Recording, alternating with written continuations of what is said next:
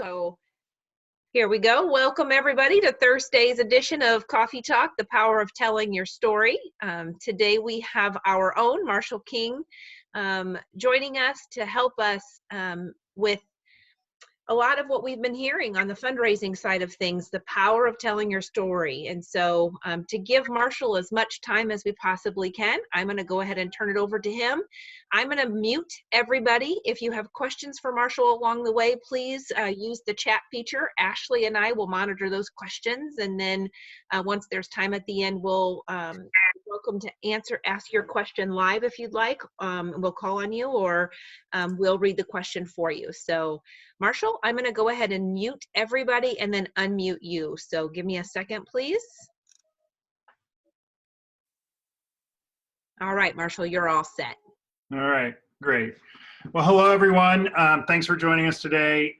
As most of you know, I spent about half of my life in the newspaper industry. And now, for the most part, am a recovering journalist who still commits occasional acts of journalism, but is mostly a communications and marketing guy.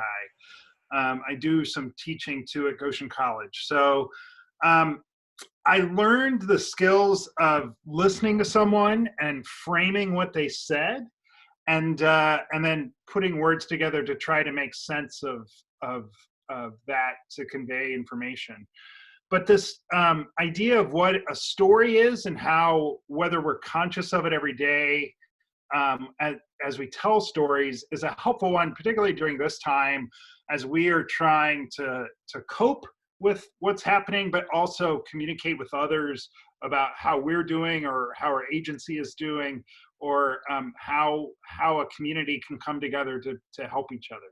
So, you know, tell me a story, Daddy, or Mommy is this old beloved line. I'm told that when my parents read to me when I was a boy, it was the one time I would actually sit still. So they read to me a lot.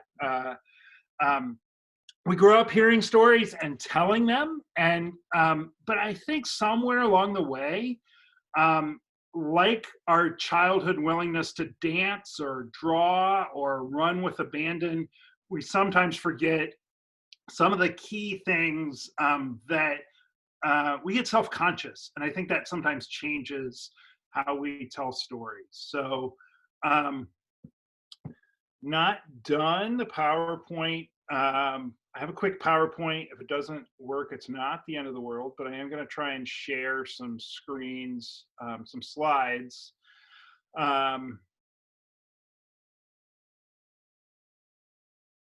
Try this. So you can cover up the side of the screen there with the other people on your screen if you want. But there we go. So Robert McKee, who's an award-winning writer and director, says that a story expresses how and why life changes. So, you know, how do we tell stories better? How do we, and how do we get over some of the self-consciousness? So one of the key things that separates a story from just other types of conveying information is emotion. So if you're using rhetoric or arguments or even PowerPoint slides to try to convince someone of something, you're appealing to their head. And if you can get it to become a story with some characters or some action and certainly some emotion, you can appeal to their heart. So if you look at social media, a lot of the reasons sometimes something will become viral is because it appeals to one of the primary human emotions. A lot of times you see on Facebook somebody shares something because they're outraged or because it makes them very happy. Or sad, or, you know, surprised. Humor is when something surprises us enough that we laugh. So, so a lot of times those emotions are what have particular power as we tell stories. So, you know, one of the basic constructs of a story is that there's balance, and then something happens to throw things out of balance, and then the hero or a character tries to get things back in balance. And so right now, we're all kind of out of balance. We're all trying to cope with being home and the fear and the anxiety. And so I think right now we're really craving stories of where people are meeting human need.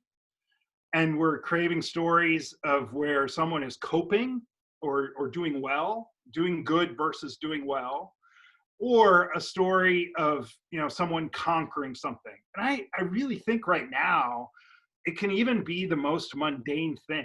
Like, we conquered going through the photos that we hadn't gone through for 20 years, or we conquered baking a loaf of bread that we were scared to make, or, you know, we even conquered being hungry or bored, or, you know, the stories too that are inspiring us are the ones out there where we see people doing things to conquer this virus. So those stories are things that you know, we can kind of be aware of as we're consuming stories, but also as we tell stories to others.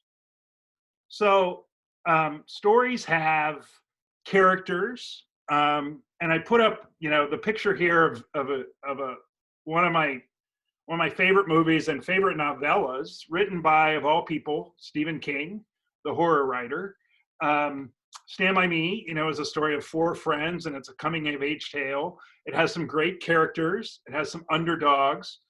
It has kind of a beginning and a middle and an end, even though that's looks a little different than some stories. It does have some tension as these boys grow up, and then it has some resolution. And so most stories do have these things: characters, a beginning, middle, and end, some tension, and some resolution. Again, right now, some of these things are implied because we feel tension just because of the global situation. So we're out of balance, like I said. And so in many ways, we're already kind of in that middle space of trying to figure out what this looks like. And we're hoping for some resolution. So one of the things that I think inhibits us from truly telling our stories is that we're kind of scared of looking egotistical. We don't want to come off as bragging, and so some of that is Midwestern humility. If you're Mennonite, that probably plays into it. I I like this old quote from the Avett brothers that I want to have pride like my mother has, and not like the kind that in the Bible that turns you bad. So that's kind of like how I try to balance humility and pride, and what sometimes gives me some of the willingness to go ahead and tell my story or tell a story. But how we look as we tell our story is really a big deal. And so earlier this week, I was on the phone with my friend Corey Martin, who's the chaplain of the Elkhart County Jail. And, their annual meeting, their big fundraising event and gathering of the year would have been Tuesday night. And so Corey and I were talking earlier in the day on Tuesday, and he was working on an email newsletter to reach out to people who would have been there that night and who might have written checks to the organization. And he wasn't sure whether he should ask people for money. And he wasn't, and he happened to mention to me that we're asking each other, are you working? Do you have work? Are you getting paid? And Corey mentioned that, yeah, the agency's funded well enough that he can pay himself and he can pay his staff. I was like, Corey, that's great. And it was this detail that I thought had a lot of power, because it was like, oh, I believe in this organization. And at this point, this piece of their story is that they can pay people.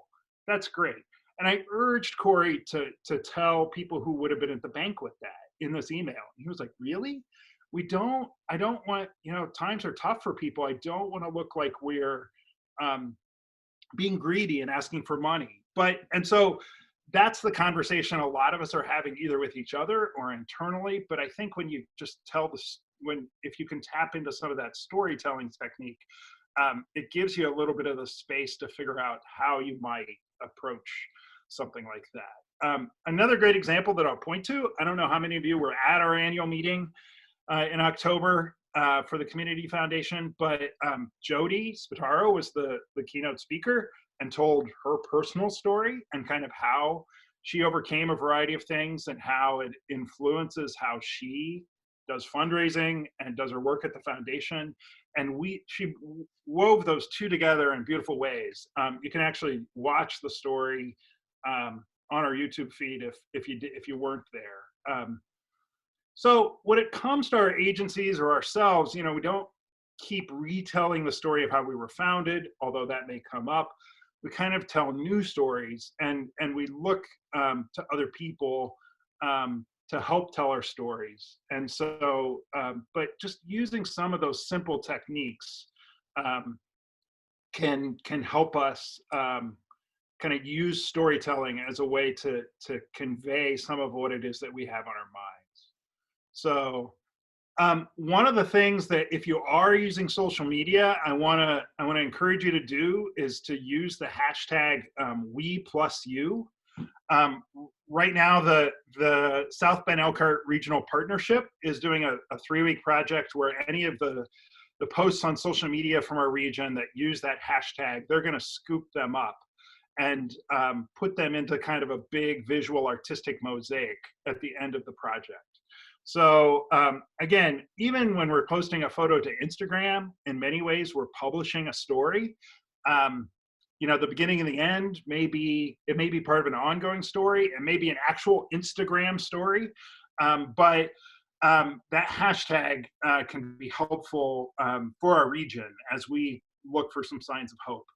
I'd encourage you to pay attention to the Elkhart County Love Notes campaign that's going on, where some of the talented musicians in our area are singing "The Sun Will Come Out Tomorrow," or have in the past week, and have done some cool things. And then, we're about inspiring good at the Community Foundation, and so if you see somebody doing good in the community, you're always welcome to use that inspiring good hashtag too. So I can talk about stories for days, and but I'm also that's most of what I wanted to cover today with everyone, and so that's going to leave us lots of time for questions.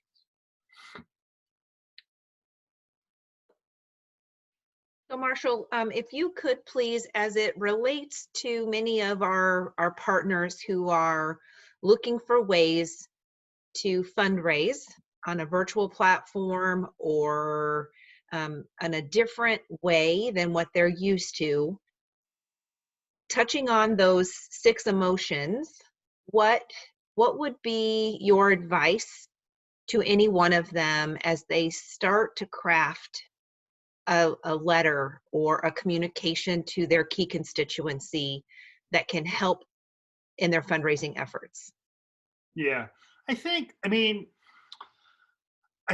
honest about some of the emotions of this time without looking like you're automatically trying to capitalize on that, I think is important. The happiness and sadness thing, we're all holding that in some really live ways right now because of all that's happening.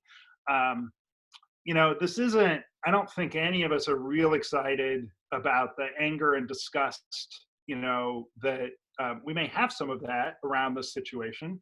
And we're all fearful. And so I think if an organization can say, look, here's how here's ways we're meeting human needs. Here's ways we can continue with our mission. Here's the ways we're supporting the population that we normally support. That, I think those are some of the primary questions. And then, people right now want to know that organizations are making a difference. They want to know that they're moving the needle. And one of the things that stories do is answer the question of why. So they often tell us, whether we're conscious of it or not, kind of not just how somebody overcame something, but why that was important. So, you can break down biblical stories, or you can break down fairy tales. Little Red Riding Hood's survival with the big bad wolf was important because it was about survival. And so right now, people do, and particularly with it's being even called with the generation that's coming into, philanthropy, the younger generation, why really matters to them. And so I think of an organization or someone can say, here's how we're helping, here's how we're trying to prevail over time, and here's why it matters. That can be particularly important and powerful right now. What would you recommend to be the start? So Pete asked the question, how do you start your story? And I often think about the song by Natasha Bedingfield, Unwritten, where you're staring at the blank page before you. So how do you start? Yeah. I mean, in a presentation, a lot of times, there's another construct that in the book, Storytelling with Data, the writer talks about her English teacher using bing, bang, bongo, which is you start with, here's what I'm going to tell you. And, the bang, the middle is kind of, digging into all that. And then the bongo is, here's what I told you. That, again, doesn't fit every story, but a lot of, if you're stuck, people talk about writer's block. I mean, a lot of times so when I was in the newsroom of the Elkhart Truth, a reporter would come back from an interview and one of us would say, how was it? And they would give the quick version of the interview.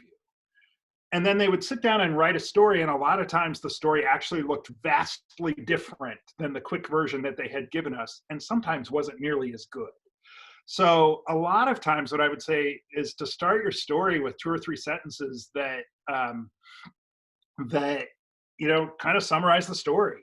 You come home from work, how was your day? 3 sentences. Well, that's the start of your story. If you're in my household, my wife has to listen to me tell a lot more after those 3 sentences, God bless her. But I think a lot of times it's again getting over that self-consciousness and it can even be once upon a time, and that line always brings a smile to our face. But if we aren't sure where to start a story and we kind of go, well, once upon a time, suddenly we're thrown into different space. And then if we start to tell our story out of that, it might actually be a lot easier and a lot better than we thought it would be.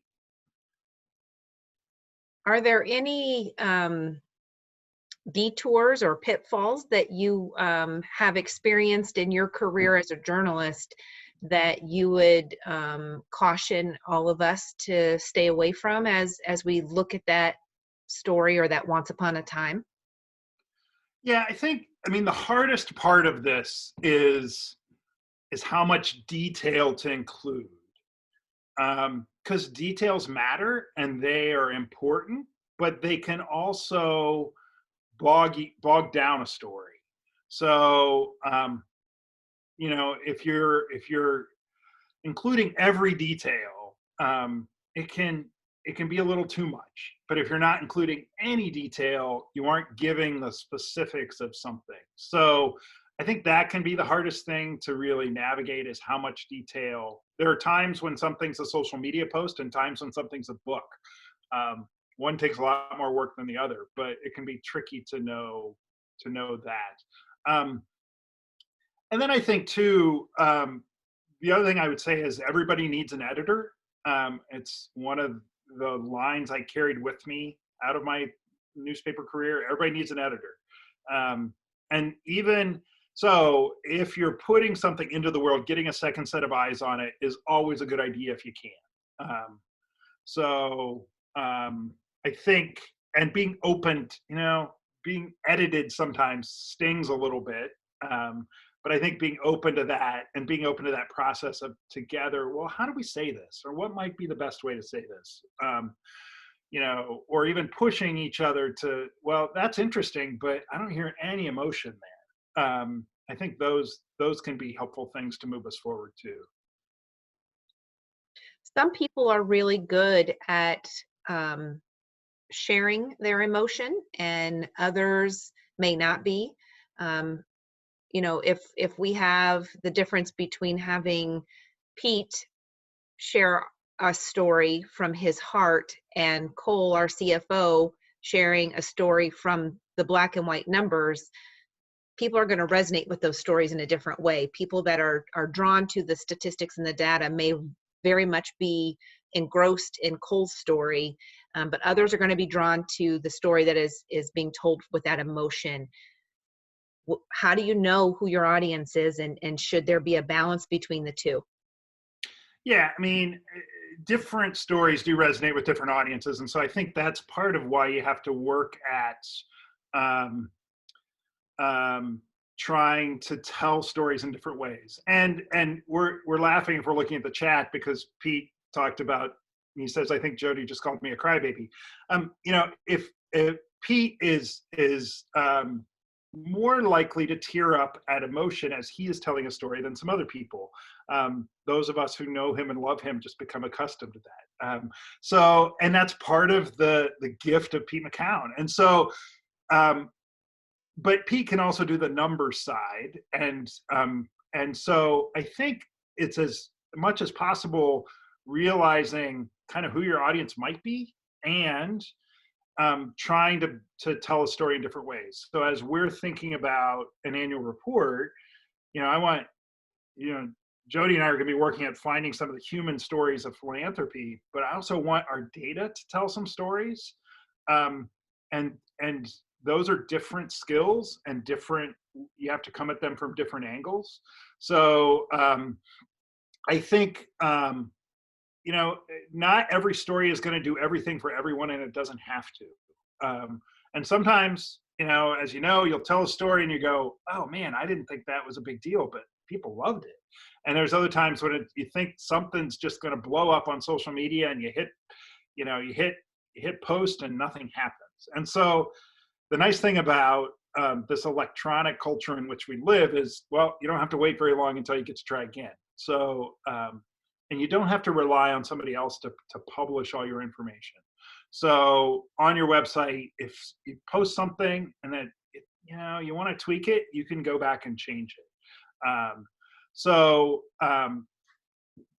Ben in the chat asks about tips for when we're telling a story that isn't landing in the way you'd like to in a conversation. I mean, I think that all happens. You can see somebody's eyes glaze over. I think the key thing there is to not necessarily try to talk your way out of it.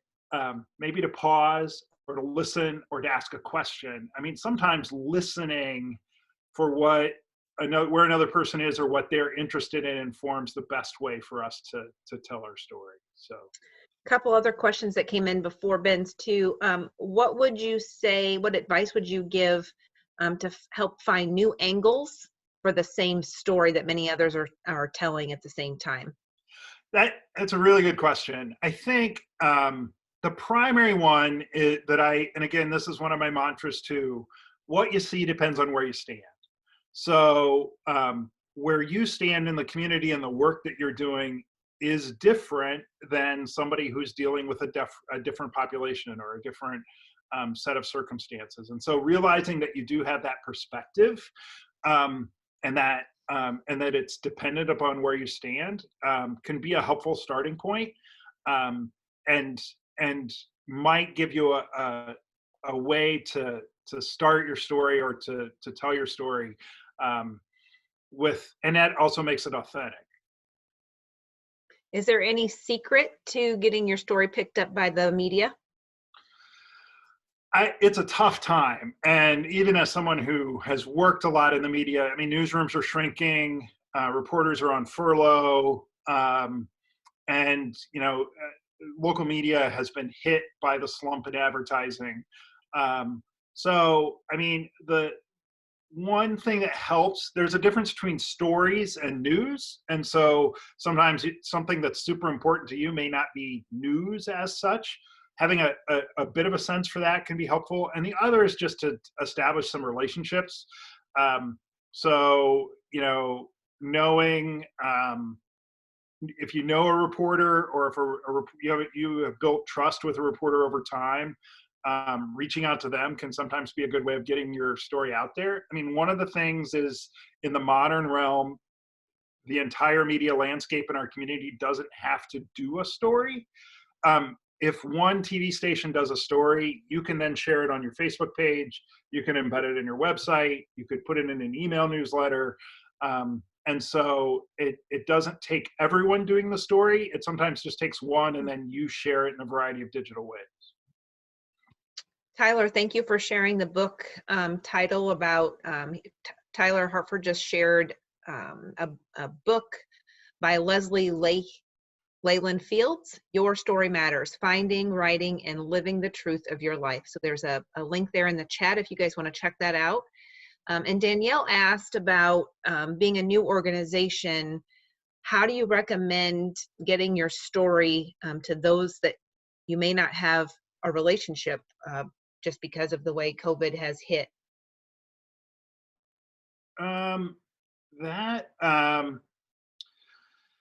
Getting our story to those we couldn't reach before COVID-19. I mean, and that's a really good question. I don't know that anyone, I'm not quite sure how to answer that. I mean, again, because we're spending more time online, because we're,